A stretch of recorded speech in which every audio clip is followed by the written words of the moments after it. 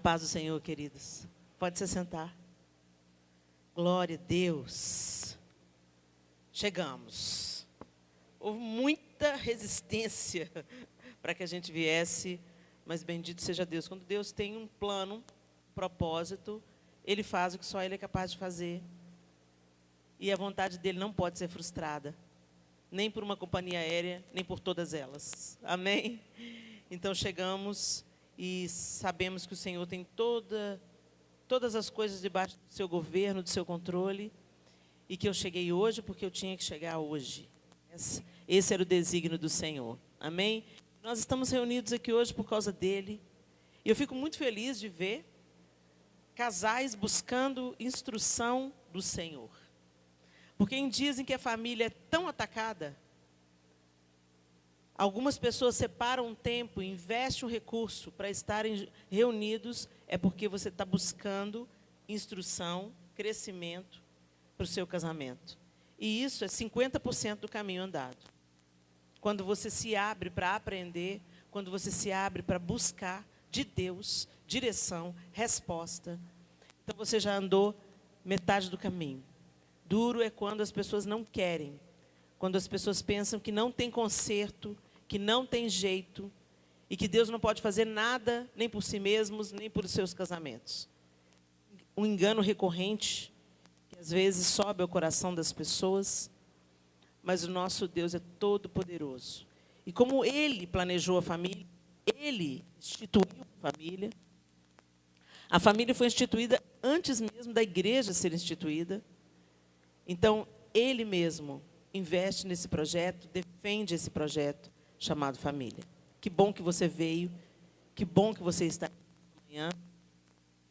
Do Senhor, aquilo que só Ele pode dar, aquilo que só Ele pode fazer. Tem alguns textos, dois versículos, você não precisa de abrir, eu queria só trazer à sua memória o que ali no livro de Provérbios nós encontramos. Eu queria me dirigir aos homens e lembrar a vocês do versículo que está em Provérbios 18, 22. E a palavra do Senhor diz assim, em Provérbios 18, 22, para o homem: quem encontra uma esposa, encontra algo excelente, recebeu uma bênção do Senhor. Presta atenção, vou ler de novo. Quem encontra uma esposa, encontra algo excelente.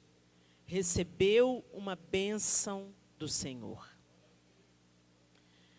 Às vezes, a gente banaliza as dádivas, né? Você não presta muita atenção à água, quando você tem sempre uma água para beber. Sempre água para tomar banho. Mas quando falta água, aí você vê como ela é preciosa.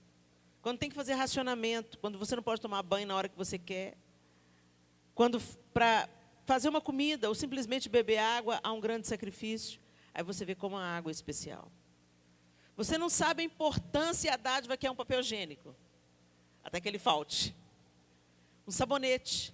São coisas que a gente está tão acostumado, todo dia a gente tem à mão. Um sabonete, um papel higiênico, uma pasta dental, coisas que a gente usa para higiene pessoal. E é tão comum, todo mundo tem, e quando falta? Aí você se liga, como você precisa daquilo, como aquilo é necessário para você viver uma vida com um mínimo de qualidade. Pode faltar tudo, gente, mas pode faltar papel higiênico? Você passa uns dias sem sabonete, mas sem sabão ou sabonete, mas imagina o resto da vida sem ter nem sabão, nem sabonete. Eu me lembro uma vez que diante do trono, a gente ainda era do grupo, nós estávamos nos organizando para ir para Cuba, fazer um impacto missionário que, na verdade, não aconteceu por uma série de oposições do governo cubano. Mas o que a gente tinha que levar para Cuba? Pasta de dente e sabonete. E aí o João foi fazer um voto em oração por Cuba e ele abriu mão do sabonete. Ele ficou, me parece que 40 dias, sem usar sabonete para tomar banho. Então, ele tomava banho só com a bucha e a água. Ele falou assim: Helena, a gente não tem noção de como o sabonete faz falta. Bênçãos que a gente tem todo dia. Agora, o mais grave é quando a gente banaliza pessoas. Pessoas que Deus nos deu. Ah, mas você não sabe a esposa que eu tenho. Não, Helena. Minha esposa é osso, viu? Mas ela é, a palavra de Deus diz que ela é um presente, uma dádiva, uma bênção do Senhor. Ela não é perfeita? Não, você também não é. Então é o sujo falando do mal lavado, né? Então passe a olhar para sua esposa com um novo olhar. Ela não é perfeita. Ela faz coisas que te irritam. Mas a Bíblia diz que ela é uma bênção do Senhor. Se você encontrou uma esposa, que você encontrou algo excelente. Sua vida é melhor, porque você tem essa mulher que está aí do seu lado.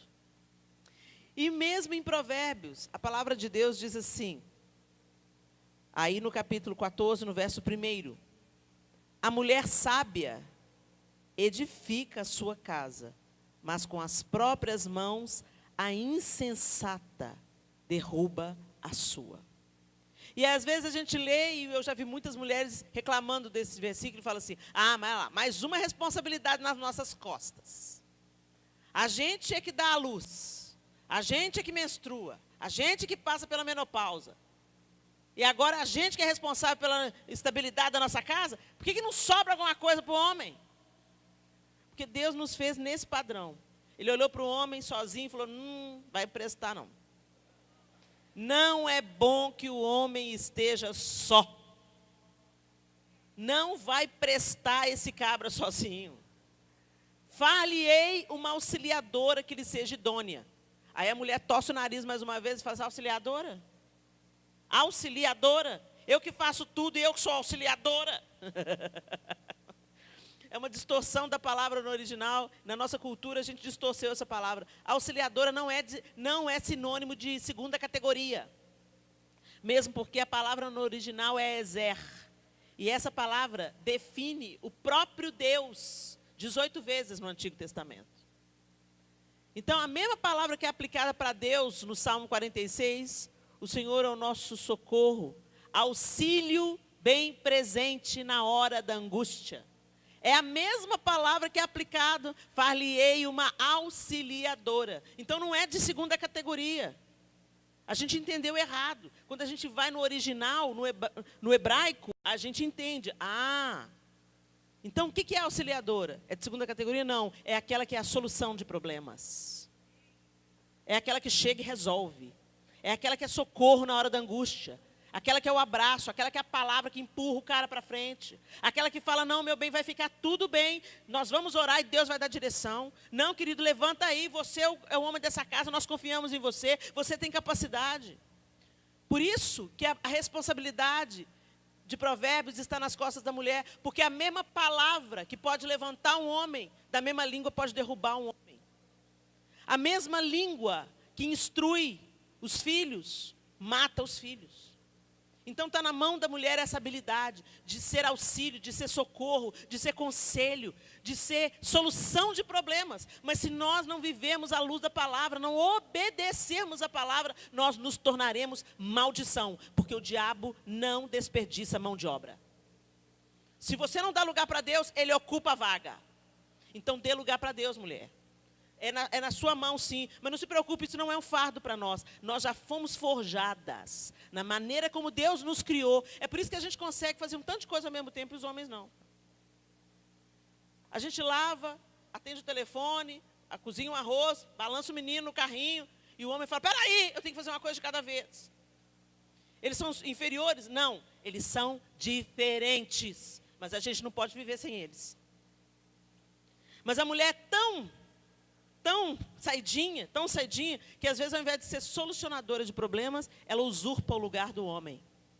Ela se torna o homem da casa. E isso não é o propósito de Deus. Mas sobre isso nós vamos conversar na segunda parte da ministração dessa manhã. A primeira ministração dessa manhã vai ser sobre algo muito simples. Sobre obediência. O cristianismo começa dentro de casa, não começa na igreja. É fácil eu ser uma bênção aqui no púlpito. Quem vai dizer se eu sou uma mulher abençoada é o João.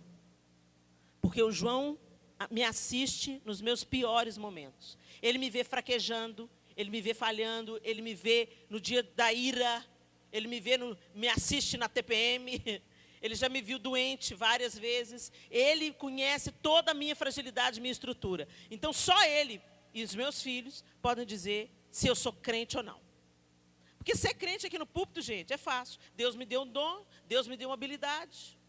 Eu posso falar, tem um tanto de gente que Deus está usando, mas não está aprovando. Porque Deus usa mula, Deus usa pedra, a obra dele não será parada por causa de homens. Agora, dura coisa é ser usado por Deus, mas não ser aprovado por Ele. Grande ruína eu tomo sobre a minha própria vida, se eu estou interessado em ser usada e não aprovada. Porque o usado por Deus é aquele que vai dizer naquele grande dia, né? Mas em teu nome eu profetizei. Em teu nome eu expeli demônio. Em teu nome eu curei os enfermos. E aí, te conheço? Fica longe de mim. É simples assim, a Bíblia deixa isso muito claro, o Senhor deixa isso muito claro. Nem todo que me diz Senhor, Senhor, entrará no reino dos céus, mas aquele que faz a vontade do meu Pai. Aquele que obedece o meu Pai.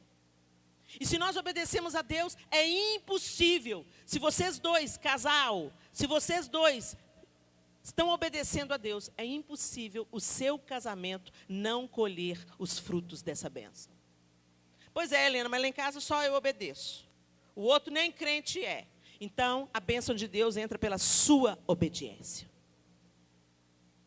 Quando Deus trabalha, Ele precisa da obediência de um. E Ele pode transformar a sua casa pela sua obediência. Então, para de colocar a responsabilidade no outro. Às vezes você está aqui nesse encontro hoje, seu marido nem quis vir, sua esposa nem quis vir. Não se preocupe com isso. Preocupe-se em você ser uma bênção. Gente, a salvação é individual. E a gente preocupa muito nesses dias com a salvação do outro. A vida do outro. Engraçado, a gente não preocupa com o outro quando é para orar pelo outro. A gente não ora pelo outro, mas a gente preocupa com o pecado do outro. Nossa, você viu a saia da irmã? Nossa, você viu a tatuagem do irmão? E o piercing, e o alargador, e a sua língua. O Senhor não nos habilitou como juízes. Ele falou que nós não temos habilidade para julgar. Esse não é o nosso papel. Quando a Bíblia fala de nós julgarmos, ela usa essa palavra, ela está falando de discernirmos entre o bem e o mal para a gente. Então você vê o que é mal e se afasta do mal. Você julga o mal, você julga a circunstância, você julga a reação, e você escolhe para você fazer diferente. Mas você não coloca ninguém no céu e nem no inferno. Só Deus tem essa habilidade, porque só Ele conhece a história completa do início ao fim. Só Ele sabe como é o coração humano, só Ele sabe o que levou as pessoas a andarem por esse caminho. Por isso que existirá um julgamento. E por isso que nós somos justificados em Cristo Jesus. Ou seja, nós não podemos ser justos em nós mesmos, pelo nosso próprio esforço. Nenhum ser humano é capaz disso.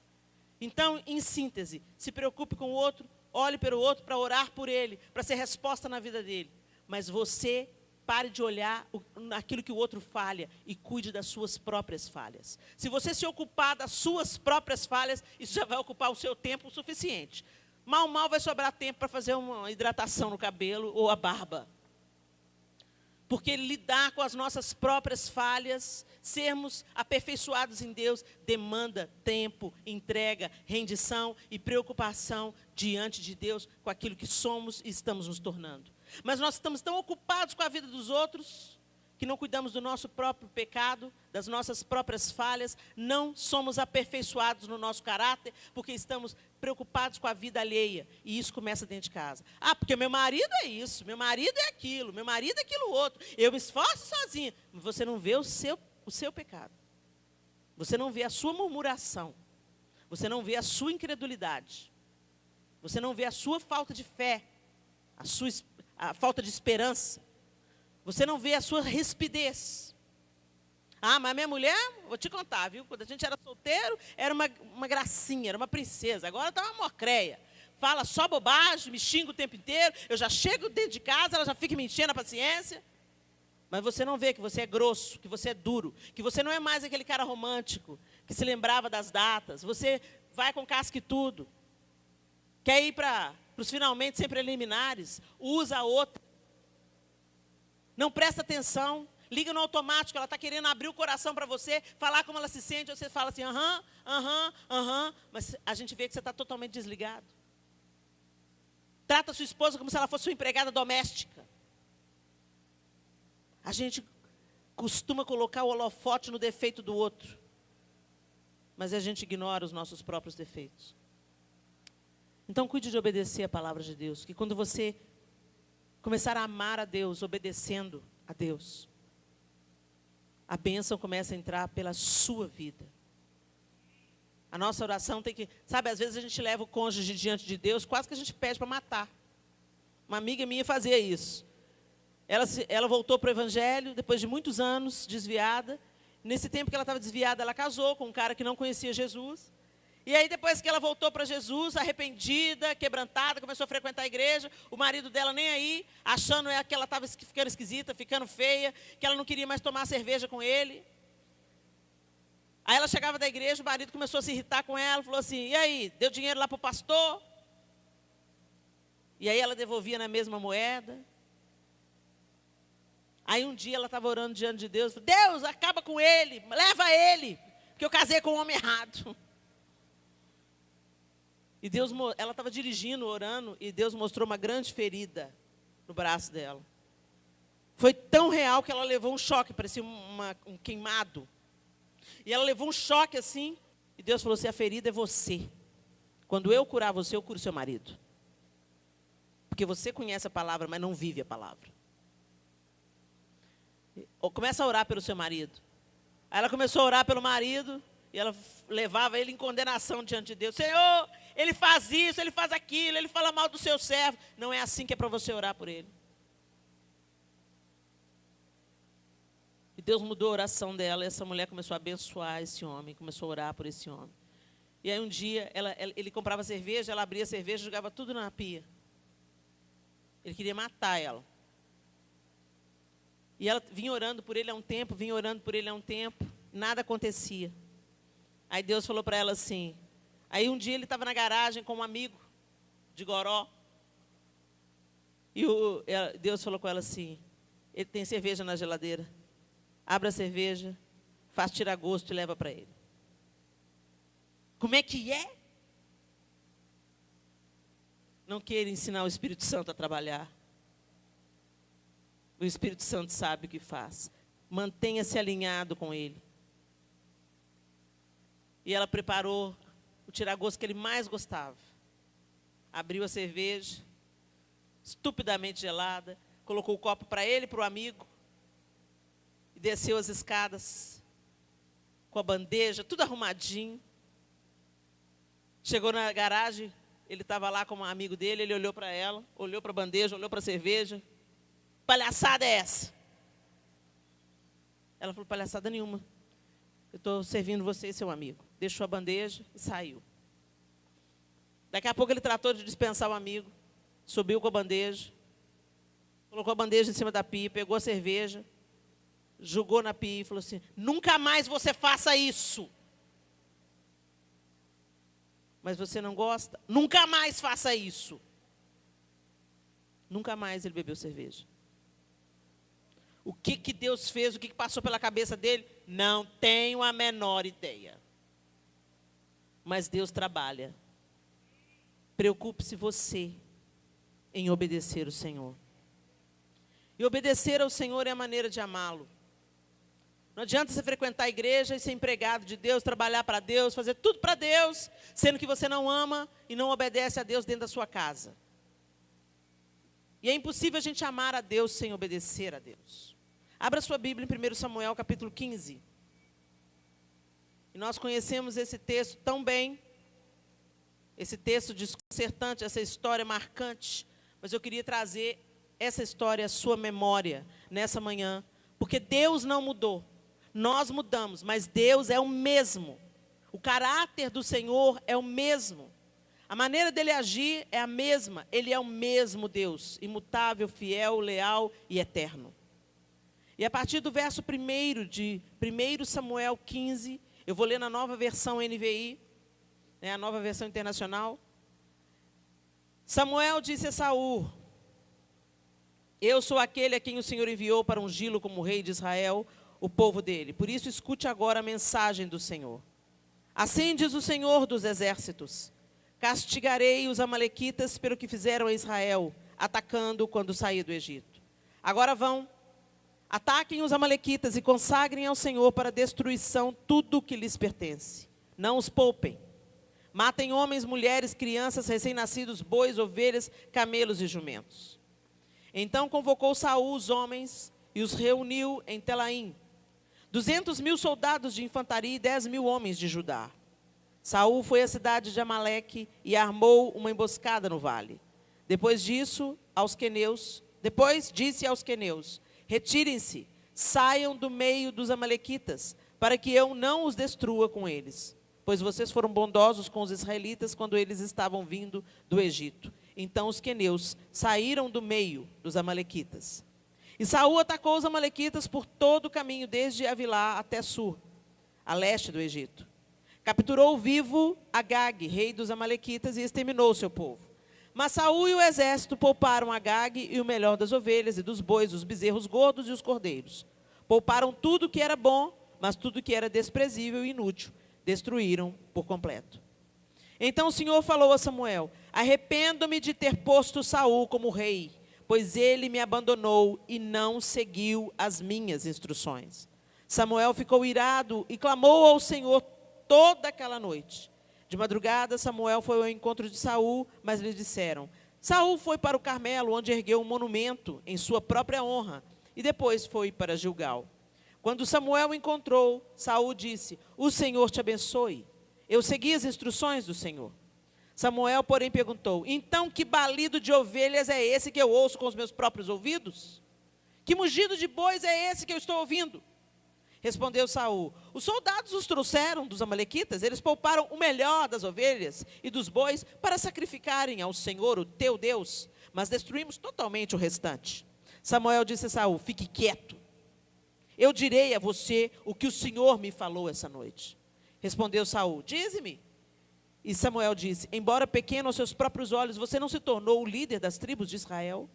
O Senhor o ungiu como rei sobre Israel e o enviou numa missão ordenando: vá e destrua completamente aquele povo ímpio, os amalequitas. Guerreie contra eles até que os tenha eliminado.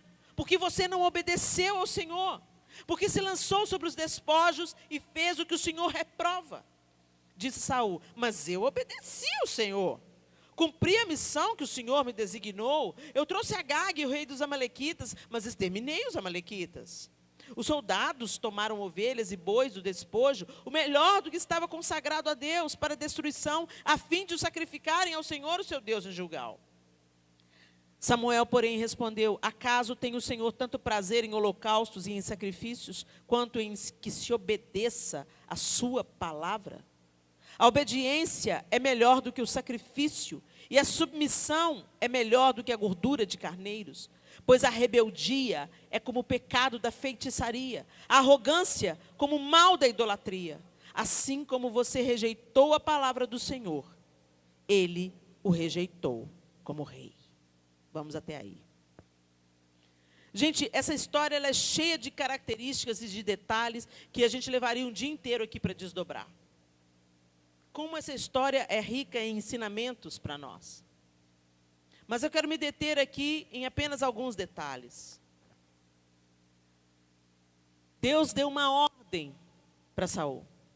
E Deus é o Deus que executa juízo aqui. Mas sempre antes de executar juízo, sempre.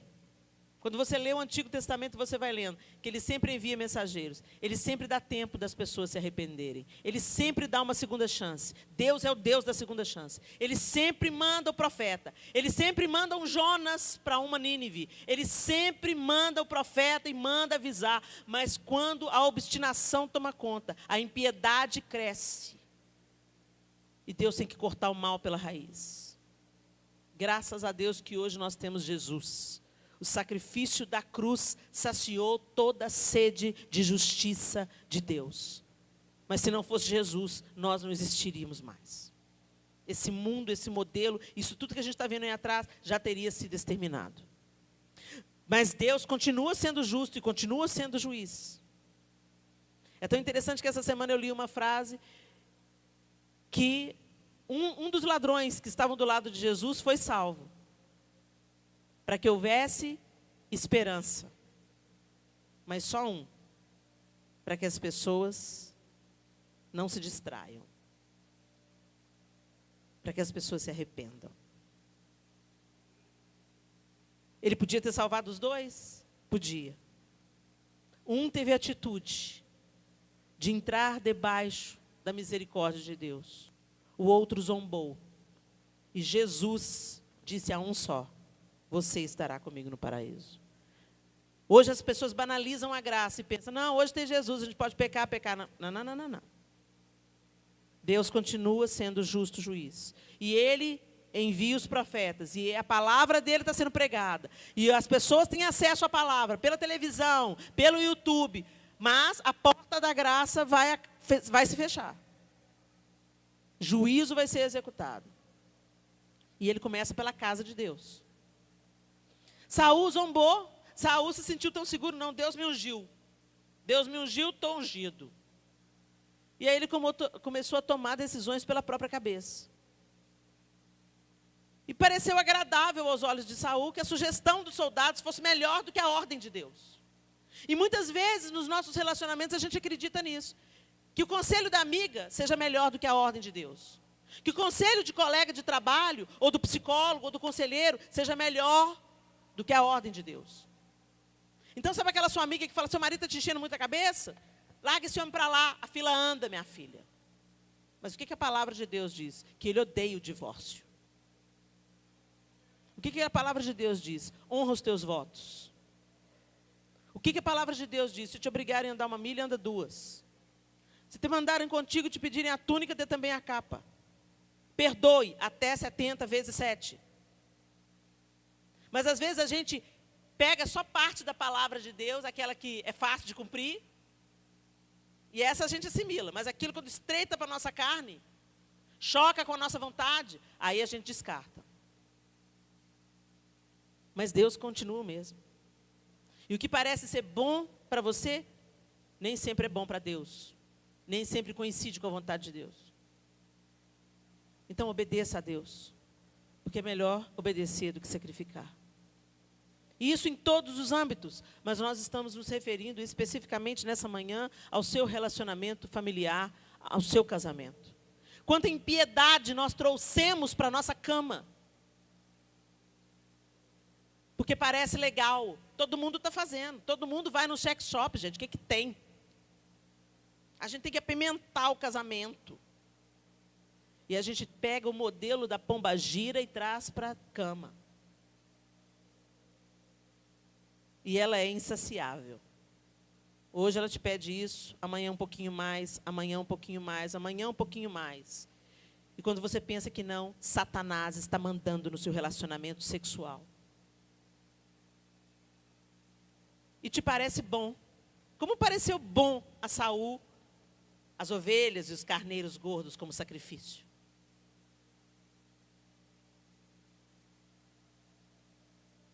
Tem muita coisa boa na nossa vida que tem que ser abandonada para que o melhor, o excelente, tome lugar. Eu não estou falando... Gente, eu estou falando aqui com adultos, então eu não vou ter meias palavras. Nós todos aqui somos casados, somos adultos. Não vou dizer meias palavras. O modelo de Deus é sempre melhor. Não tem sem graça no modelo de Deus. Se o seu sexo ficou sem graça, e você teve que buscar reforço, tem alguma coisa errada aí. Porque o padrão de Deus é o melhor. A sexualidade não precisa de ninguém pendurado num lustre, não. Nem vestido como uma prostituta. O sexo pode ser extremamente prazeroso. E Deus deu para a mulher um órgão que não tem nenhuma utilidade, a não ser sentir prazer. Então Deus quer que nós mulheres nos alegremos com o sexo. Quando você lê Cantares, aquilo não é uma linguagem figurada, não. Aquilo está falando de prazer sexual. Deleite que Deus deu para os seus filhos, mas que nós trocamos pelos manjares de Satanás. Por isso a gente se tornou uma cisterna sem fundo. Começa com um sexo diferente, depois passa para uma pimentada aqui, uma pornô ali para aquecer. Vamos para um motel, para um ambiente diferente. Não, vamos lá e tal. Daqui a pouco vira sexo grupal. Está acontecendo swing entre crentes. Crente até o diabo é. E aí quando vem a devastação na próxima geração. Porque não pense você que o seu pecado sexual não afeta a próxima geração. Vocês acham que nós chegamos nesse mar de impiedade que nós estamos vivendo hoje por causa de quê? Nós chamamos, nós autorizamos Satanás a atingir os nossos filhos. Quando nós desobedecemos ao Senhor e trazemos o modelo de Satanás para a nossa sexualidade. E o resultado está aí. Uma galera perdida na sua sexualidade. Uma galera confusa. Uma galera órfã. Pergunta para 80% dos homossexuais como é que é o relacionamento deles com o pai. A mãe é super poderosa. A mãe resolve tudo. Mulher macho. Ela é independente, ela trabalha, ela faz, ela acontece. E o pai é um banana. Ou um cara violento. Um cara duro. Um cara que não sabe o que é paternidade. Porque paternidade é correção, é limite, é segurança. Mas também é amor, é colo, é afirmação. Meu filho, eu amo você. Está tudo trocado. Nos divorciamos do modelo bíblico e nos casamos com a novela. Nos casamos com o BBB, nos casamos com a literatura desse tempo, com as ideologias desse tempo. E queremos ter uma próxima geração saudável? Não vai rolar. É tempo de nós nos arrependermos como pais e chorarmos e pedirmos, Senhor, lava a nossa cama, lava a nossa impiedade no sangue de Jesus e tem misericórdia dos nossos filhos por tudo que nós já praticamos. Por que Deus mandava matar os adúlteros, gente? Vocês já pararam para pensar nisso? É porque Deus é mau? É porque ele tinha que interromper o fluxo do pecado, da proliferação da impiedade. Naquela época não tinha Jesus, o sangue de Jesus não podia entrar. E se matasse todos os bezerros do mundo, não ia dar. Eu tenho cá para mim, que ele perdoava. Se aquele casal que tinha adulterado se arrependesse, isso não é teologia não, tá gente? Isso é a opinião da Helena, abre aspas. Eu tenho cá para mim, porque Deus é um Deus misericordioso. Que ele contemplava o coração e se houvesse arrependimento genuíno, que ele perdoava.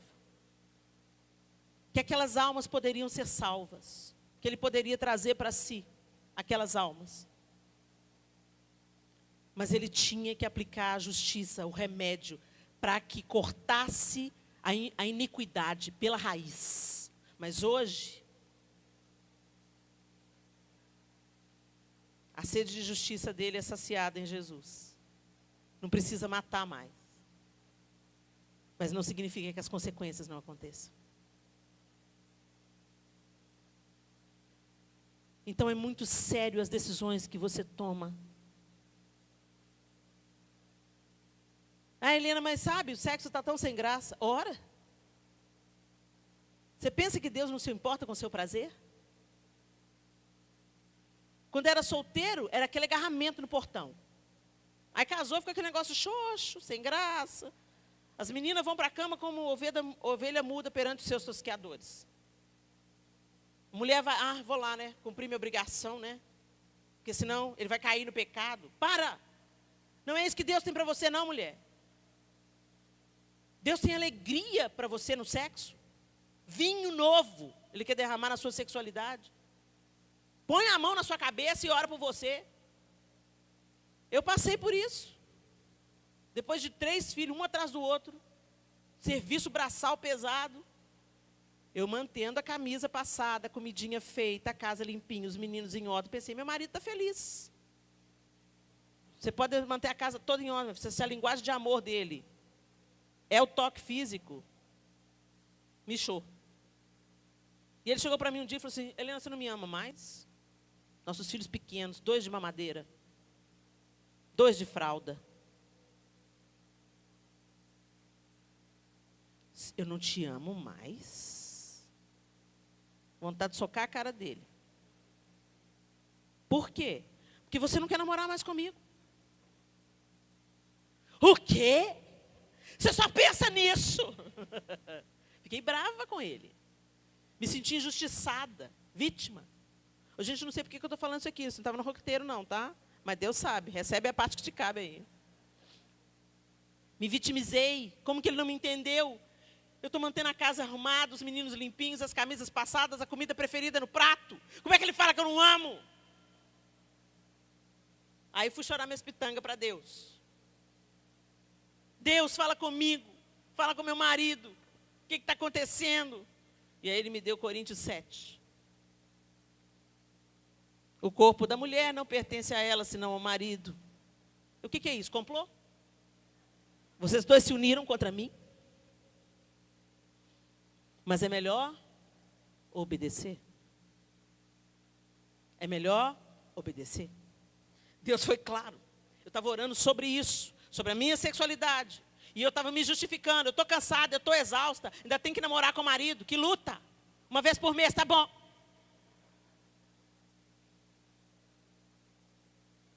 Aí eu orei, Senhor, eu quero te obedecer. Então põe a mão aqui, Senhor. Põe a mão em tudo que o Senhor precisa pôr. Porque o Senhor me comprou por inteiro. O Senhor comprou minha alma, meu corpo, meu espírito. Meus hormônios pertencem ao Senhor. Pai, me ajuda aqui, porque eu não estou sentindo nada. Quando o João chegou, eu falei com ele, meu bem, fui orar sobre nossa situação. Deus me deu Coríntios 7. A olho dele começou a ficar iluminado. E significa que eu nunca mais te digo não. Parecia que eu tinha dado um presente de Natal para uma criança. Ele falou assim, então hoje tem? Tem. E eu fui como ovelha muda perante os meus tosqueadores. E foi horrível. Foi horrível, foi péssimo. Mas ele ficou feliz. Eu falei, Senhor Deus, me ajuda. O Senhor vai precisar de me ajudar mesmo, Senhor. Espírito Santo de Deus, o meu corpo é seu, me ajuda. Porque não, ele não está funcionando, ele não está respondendo, não, Jesus. Põe a mão aqui, Espírito Santo. Por que você pensa que você não pode falar sobre isso com Deus? O diabo emporcalhou o sexo, mas o sexo dentro do casamento é lindo, é saudável. Deus fez, quem inventou o sexo foi Deus, não foi Satanás. Ele roubou e emporcalhou o sexo. Mas pensa, como que uma vida é gerada? Um novo ser humano é forjado pelo sexo. Olha que coisa mais linda, mais perfeita. O nosso padrão é Deus, não Satanás. Por isso, volte para o modelo original. A segunda vez, já não foi tão ruim. No terceiro dia, a pedra do sepulcro rolou. Eu experimentei no sexo comum o que eu nunca tinha experimentado nos nossos anos anteriores de casamento. Onde há obediência, Deus ordena a bênção. Foi uma mudança radical na nossa vida sexual. Antes de, depois de. E não precisa de nenhum estímulo externo.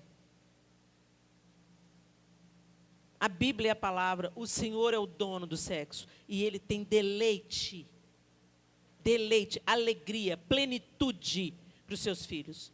Então não abra mão e peça ao Senhor para restituir o que o diabo roubou de você. Mas vamos voltar para Saul. O Senhor deixou claro que Ele aborreceu a desobediência. Por melhores intenções que a gente tenha, se é desobediência, é desobediência.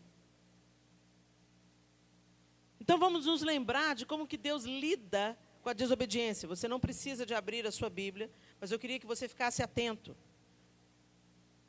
Como é que Deus lida com a desobediência?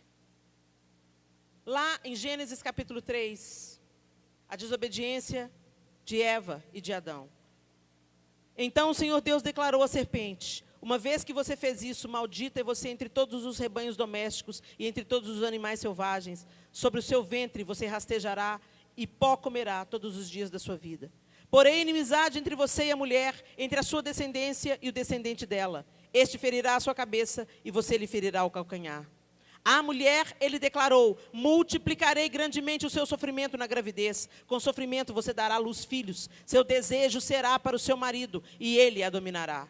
E ao homem declarou: visto que você deu ouvidos à sua mulher e comeu do fruto da árvore, da qual ordenei a você que não comesse, maldita é a terra por sua causa. Com sofrimento você se alimentará dela todos os dias da sua vida. Ela lhe dará espinhos e ervas daninhas, e você terá que alimentar-se das plantas do campo. Com o suor do seu rosto você comerá o seu pão, até que volte à terra, visto que dela foi tirado, porque você é pó, e ao pó voltará. Depois da desobediência veio o decreto de Deus, a maldição de Deus sobre a serpente, sobre a mulher, sobre o homem, sobre toda a humanidade, a partir deles.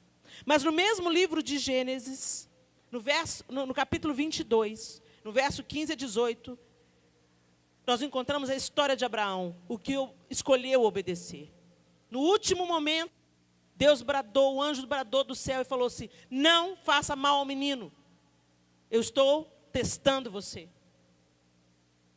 E aí no verso 15 diz assim: pela segunda vez o anjo do Senhor chamou do céu a Abraão e disse: juro por mim mesmo, declara o Senhor, que por ter feito o que fez, não me negando o seu filho, o seu único filho, esteja certo de que o abençoarei e farei seus descendentes tão numerosos como as estrelas do céu e como a areia das praias do mar. Sua descendência conquistará as cidades dos que lhe forem inimigos, e por meio dela todos os povos da terra serão abençoados, porque você me obedeceu. Pela desobediência, Deus declarou a ruína do homem.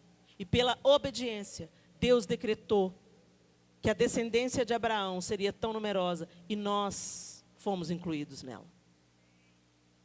Por Jesus, nós fomos feitos filhos de Abraão, descendência de Abraão. É muito claro.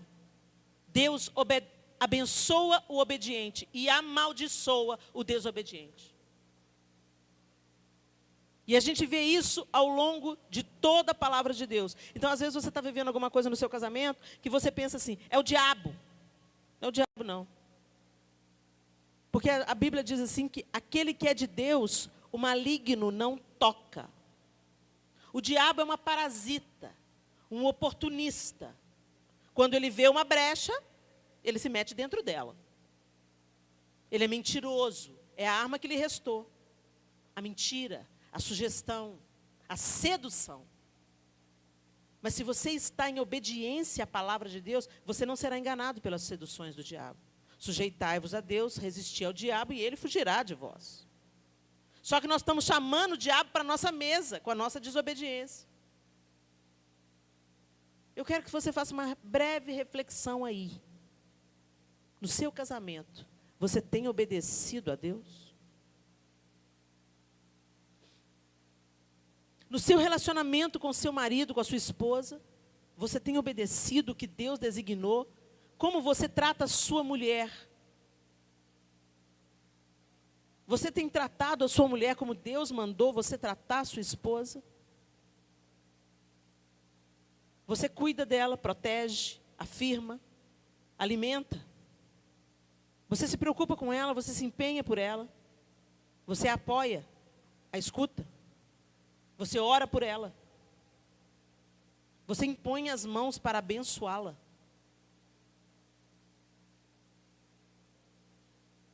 Você a respalda diante dos filhos? Você delega a ela? Você cobre ela de autoridade, como Cristo faz com a igreja? E você, esposa? Você tem obedecido aos desígnios da palavra de Deus em relação ao seu marido? Você é uma mulher obediente, respeitosa? Você eleva a autoridade desse homem diante dos filhos? Você apresenta a paternidade do seu marido aos seus filhos, afirmando essa paternidade diante deles? Ou você é aquela que desconfigura a masculinidade dele diante dos seus filhos? Ah, seu pai não resolve nada, seu pai não paga nada, seu pai não sabe nada, eu que sei disso. Você tem se submetido?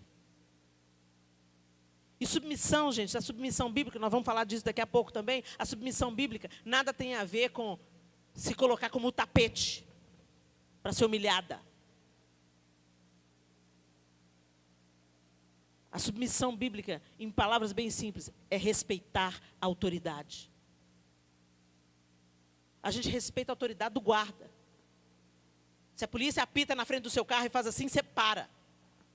Mas o seu marido fala, não faça isso, você fala, eu faço, você não manda em mim. Eu é que sei. Você está pensando o quê? Você é meu marido, você não é meu pai não, meu filho. Desrespeitosa, arrogante, rebelde. E o que a Bíblia diz aqui, que a rebelião é como pecado de feitiçaria. Será que a obediência à palavra de Deus tem permeado e refletido nos nossos relacionamentos? Ou nós temos obedecido a Deus só a parte que nos interessa, só o que nos convém? Isso não é obediência. Isso é um relacionamento utilitarista com Deus. Você não vai usufruir das bênçãos de Deus se você não obedece a Deus. É simples assim.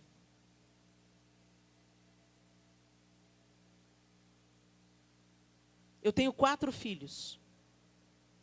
Cada um tem uma personalidade, embora eles tenham sido criados da mesma maneira, no mesmo ambiente, com acesso a mesmas oportunidades. Frequentaram a mesma escola, cresceram na mesma igreja, mas eles são completamente diferentes. Eu os amo igualmente. Estou disposta a morrer por qualquer um dos 4. Não há um afeto maior por um do que por outro. Há facilidade de relacionamento mais por um do que com o outro. Mas não tem nada a ver com amor, com afeto. Eu os amo, eu morreria por eles. Mas há uma facilidade de relacionamento. E por quê? Com quem? Com o obediente. Os filhos que nos obedecem e nos honram, eles abrem o canal de comunicação fácil, flui. E eles usufruem muito mais de tudo que eu sou e de tudo que eu tenho de bom. Eles gostam de estar comigo, eles usufruem do melhor da nossa casa, do melhor do nosso ganho, eles usufruem. Por quê? Porque eles obedecem. Agora, os rebeldes, eu os amo igualmente, eu os abraço igualmente, eu os beijo igualmente, mas eles não desfrutam da metade do que os outros 2. Por quê? Porque muitas vezes eles escolhem a desobediência. E as consequências vêm. Eu não posso premiar a desobediência. Eu vou amar? Vou amar. Eu morro por eles? Eu morro por eles. Mas eu não posso premiar a desobediência justamente porque eu os amo. E eu não quero contribuir para a autodestruição deles. Não é diferente no nosso relacionamento com Deus. Se você está vivendo um grande desafio no seu casamento, eu quero te encorajar. Volte para a obediência. Mesmo quando ela é difícil. Esses 2 filhos que têm facilidade para nos obedecer, quando eu digo facilidade, não significa que seja fácil para eles. Tem hora que eu dou uma ordem que eu vejo na cara deles assim que... Fecha o senho. Não é isso que eu queria. Tem um deles que fala, sim, senhora. Não precisa de me chamar de senhora. Não precisa de... Não, mãe. Eu tenho que me lembrar que a senhora é minha mãe. Então eu digo, sim, senhora. E ele já começou a colher as bênçãos dele. Ele já começou a colher as bênçãos dele. E eu sempre disse isso para eles. Eu sei que nem sempre vai ser fácil obedecer, meu filho. Eu já fui filha, eu sei que nem sempre é fácil, mas confia em mim. Quando eu te digo não, eu não quero te prejudicar. Quando eu te digo não, eu não quero abortar a sua felicidade. Quando eu te digo não, eu sei por que eu estou te dizendo não. Eu te digo não porque eu te amo. Eu sei que isso vai estar em caminho de morte. Eu te digo não porque eu quero te preservar. E eu estiver errando, se eu estiver errando e você estiver obedecendo, Deus vai interferir para te fazer colher bênçãos, mesmo se eu tomar uma atitude errada e arbitrária em relação a você. Porque eu não estou te dizendo não para sabotar você, eu estou te dizendo não porque eu realmente acredito que isso não é bom para você. Agora, gente, Deus não erra. Eu erro como mãe, eu erro, tentando acertar, eu erro. Você como pai, tentando acertar, você erra. Mas Deus não erra, então pode obedecer cegamente. Pode obedecer.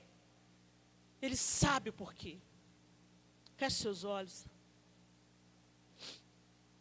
Eu poderia seguir aqui dando outros exemplos de desobediência e de obediência.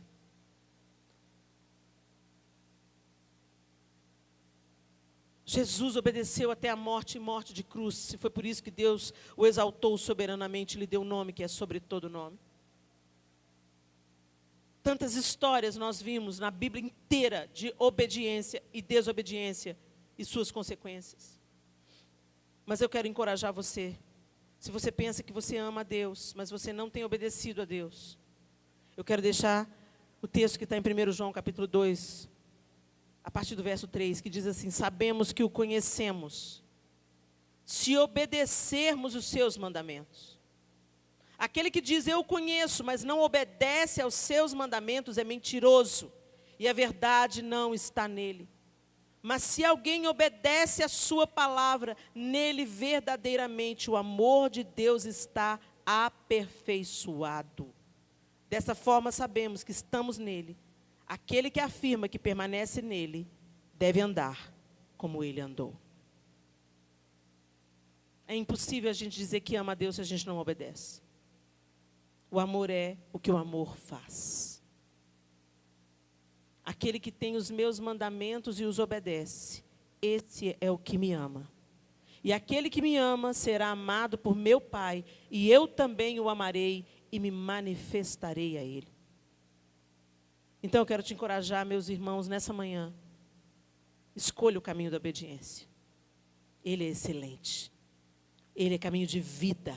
Ele é caminho de fruto. Ele é caminho de instrução. Ele é o caminho da verdade, Ele é o caminho do bem, Ele é o caminho de Deus. Escolha crescer em obediência. Fique de pé no seu lugar. Segura a mão do seu cônjuge. Olha nos olhos dele. Segura as duas mãos. Fiquem de frente um para o outro. Você que está com seu marido, com sua esposa.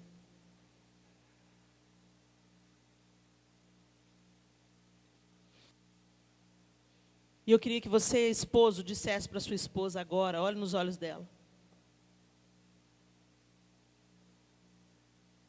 Eu quero crescer em obediência diante de Deus. Eu quero me tornar o homem que Deus deseja que eu seja para você. Agora, esposa, diga para ele, eu quero crescer diante de Deus em obediência. Quero honrar você e ser aquilo que Deus planejou que eu fosse na sua vida. Ó Deus, em nome de Jesus, eu oro por esses casais que estão se olhando de mãos entrelaçadas e também aqueles que estão aqui hoje, mas não estão acompanhados pelo cônjuge, mas representando este casal. Deus, nós queremos crescer em obediência, porque nós sabemos que se não obedecermos, nós não vamos colher das bênçãos que o Senhor tem para o nosso casamento. Eu te peço, Deus, que o Senhor abra o entendimento de homens e mulheres agora. E que o Teu Espírito Santo traga à memória deles aquilo que eles precisam de consertar. Aquilo de que eles precisam se arrepender. Aquilo que eles precisam pedir perdão um para o outro. Nós vamos ter um intervalo agora, Espírito Santo. E eu peço ao Senhor que o Senhor comece a fazer a obra nesses casais, gerando arrependimento, gerando convicção, Não para trazer peso, mas para trazer alívio, para trazer conserto.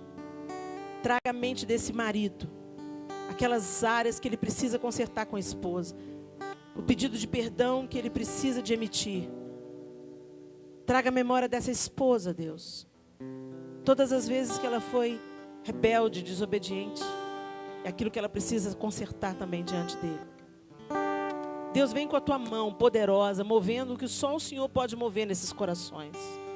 Não para trazer peso nem acusação como o inimigo faz, mas que a tua doce voz, Espírito Santo, nos convença a todos daquilo que precisamos ser convencidos, para o nosso próprio bem e para a cura do nosso casamento. Aqueles casamentos que já são bons, que já são felizes, nós sabemos que o Senhor faz infinitamente mais e que o Senhor quer trazer ainda mais plenitude, ainda mais alegria. Faça isso entre nós, Senhor. Em nome de Jesus Cristo nós oramos. Amém e amém. Dá um beijinho no seu cônjuge aí. Aproveita a oportunidade. E não endureça a voz, o coração, a voz do Espírito. Às vezes o Senhor nos lembra de coisas que ficaram lá atrás, você nem lembrava mais, já tinha deletado do HD. Aí você se lembra de uma coisa, uau, mas isso já tem muitos anos. Não pense que é uma coincidência. É uma brecha que precisa ser fechada. É um perdão que precisa ser liberado. É um conserto que precisa ser feito. Tenha o coração aberto para acolher um pedido de perdão. E para liberar perdão. Tenha o coração aberto para uma conversa difícil.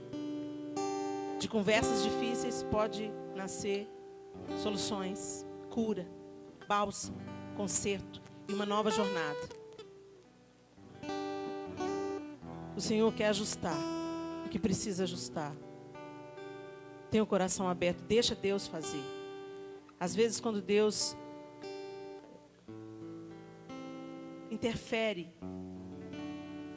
não é gostoso, é desconfortável, traz constrangimento, às vezes traz dor, mas é uma dor que cura, uma dor que liberta, que transforma, que proporciona recomeço.